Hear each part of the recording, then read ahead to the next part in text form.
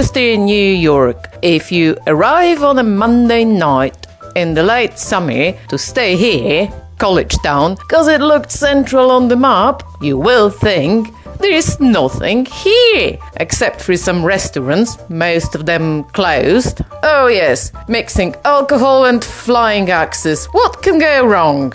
Anyway, nothing here. That's so wrong. You just have to get to city center proper. And here, East Avenue, if no longer as gentrified as it used to be, is a very good place to leave behind your car, bike, horse or donkey and start the tour. Not in the least because when most places again appear to be closed, and it is by now a very civilized hour on Tuesday, this stylish old car dealership here will have coffee and sandwiches, and you want those because we have a long walk, which starts now. Rochester is a child of two waterways, the Genesee River that runs through it and the Erie Canal that used to, which is why its story only really starts in the 1830s. You'll be staggered to hear that none of my usual favorites made it here. Not Champlain, not Hudson, not even LaSalle. I know. This is a part of the Ohio Valley, Mohawk land, what Chief Joseph Brant and his sister the clan mother Molly fought for on the British side in the American War of Independence. They lost, unfortunately for the Iroquois, who ended up in the Six Nations Reserve around, you got it, Brant Ford, across the lake in Canada. But for Rochester, that's what made it possible. From an undeveloped site with a population of about 15 in 1811, it went to a city, county seat and population of 2,500 in 1823. This was the year that the Erie Canal crossed over the Genesee River right in the heart of the city, here. And after it was fully completed in 1825, the explosion began. Over 9,000 people just 5 years later. Young Lion of the West, they called that boomtown. This was when this was Western America. But it wasn't about wild animals. It was about industry and business and, first of all, flour. You see, the Genesee isn't a flat river. It cascades down in a number of falls. Perfect site for mills and factories in the pre-electricity era. So, first, it was flour mills. That was some 44,000 tons of flour every year, leaving for Albany and New York City on the Erie Canal, flowing just around the corner, up until 1918 when they moved it. The amazing aqueduct was then used for local railways, then as a pedestrian walkway, and then, deemed too dangerous and too difficult to maintain, was closed to public. I mean, you can still get there if you're determined enough. After the farming moved west-west in the 1850s, it was seed companies and nurseries. So, Flower City turned to Flower City. I'm not sure I can even do this with my accent. Anyways, the golden years came after the Civil War and lasted until the Great Depression of the 1930s. Worldwide famous companies were founded and grew here, such as the one founded by two Germans, Bausch&Lomb, who started with simple glasses, monocle, moved to microscopes, binoculars and cinema projectors, and then, a generation later, developed hydrogel contact lenses, such as these, Softlens, the original brand name. No, this I'll spare you. Have the old company building instead. Remember photocopying? The Xerox process comes from Rochester, so does the Xerox company.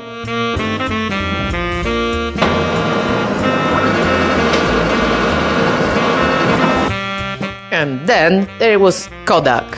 In 1880, George Eastman, a bank clerk and amateur photographer from Rochester, invented commercially viable dry plates. So you could take them with you and actually take a picture somewhere outside your studio. Previously, you'd coat them with the preparation and had to use them while still wet, which meant you couldn't really go for it. Next year, together with a friend, he set up a company. He called it Kodak, a completely made-up name designed not to be confused with any other name or word in the English language. Well, yeah. The breakthrough came a few years later. A completely new design. Film, not plates. It changed everything.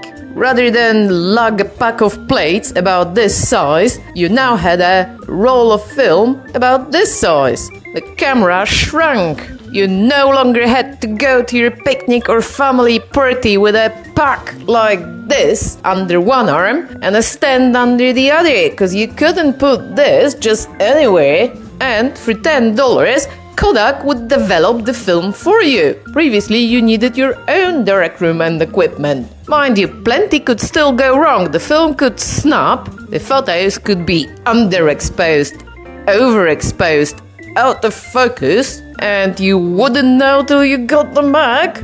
And it still wasn't exactly cheap, but you no longer had to be a millionaire or a seriously funded professional. Suddenly, everybody could take pictures, and they did. By the 1920s, Kodak dominated the city, as well as the photographic supplies industry world over. Later on came colored film, motion picture supplies, even the first digital camera.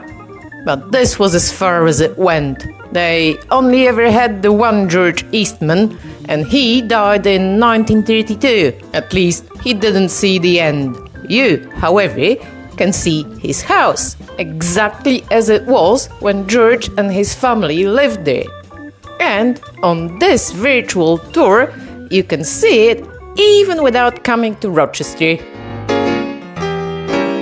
But let us trot on, cause there's plenty other things to see, such as the courthouse, which hasn't really changed a bit in all these years. The old city hall has, actually still is, as it is in the process of becoming a new office building and some apartments. And this entrance wasn't an entrance, because this street wasn't a street. It was the Erie Canal. The old canal bed is still buried somewhere deep down under. So let's go the other way, because here is the Powers Building, named after its original owner, Mr. Daniel Powers, a banker who always wanted to be bigger and better. He started with this, but as taller buildings appeared in the area, extended once, twice, 4 times, and a tower. It had everything: central court for light, granite foundations, fireproof metal structure, marble, porcelain, its own art gallery, and the first vertical railway lifts in the city. Bit ironic, all this modernity, considering this was the site of the first house in future Rochester, a log cabin, succeeded by a tavern and a hotel before Powers started his project. Right, Powers Building's slightly later beautiful neighbors include the Granite Building, the first structured steel skyscraper in town, built as the Sibley's department store. After a fire in 1905, Sibley's moved down Main to this building, where they remained until the brand disappeared sometime in the 1950s. But back to the Granite Building. Beautiful, if a little down on its luck right now. And the Wilder Building, 1888, 11 floors, iron-framed brick. Contains the oldest surviving specimen of a mail chute system, patented by Wilder Building's designer and architect James Cutler only a few years earlier. You didn't need to leave your floor to drop off your mail. How's that for laziness? Of course it was popular. One other direct neighbor is this beauty. interesting because this appears to say 1964, when in fact it was built in 1925 for the First National Savings Bank. Obviously in need of some TLC here. But moving on, just a few blocks away is another beauty. Times Square building, built for the Genesee Valley Trust as an office building, topped by the iconic Wings of Progress made of aluminium, built over the cornerstone laid on the Black Tuesday of 1929. We did see one other such tower in Quebec City last year. The decoration harks back to Rochester as the Flowery City, Flour. And finally the Reynolds Arcade, or rather the site of it. This was Rochester's first indoor shopping mall, opened in 1829, only 10 years after the Burlington Arcade in London. It housed shops and offices until 1932, whereupon considered outdated and a fire hazard, it was replaced by this office building. I mean, it's still good looking, just not quite the same.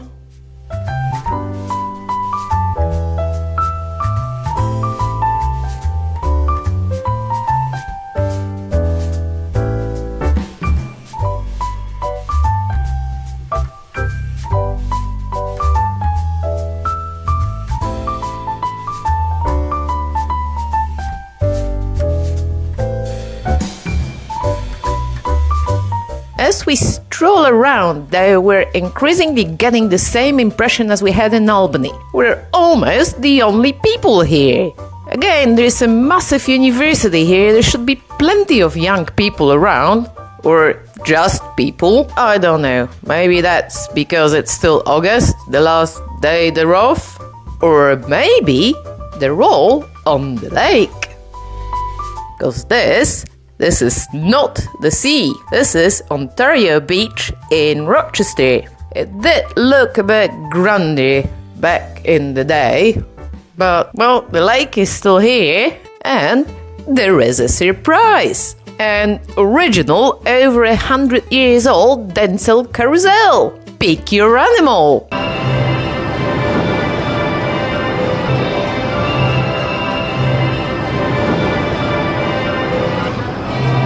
Cats. Of course, cats. What did you expect? This makes for a wonderful conclusion of a wonderful holiday. Except it wasn't. So, bear with me.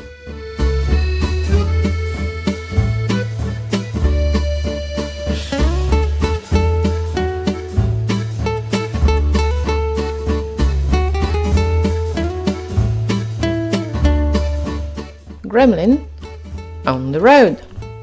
You having fun yet? No.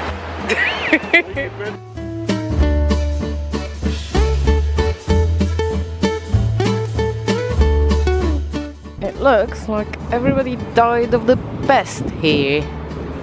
Goodman Bakes? Well, no he doesn't.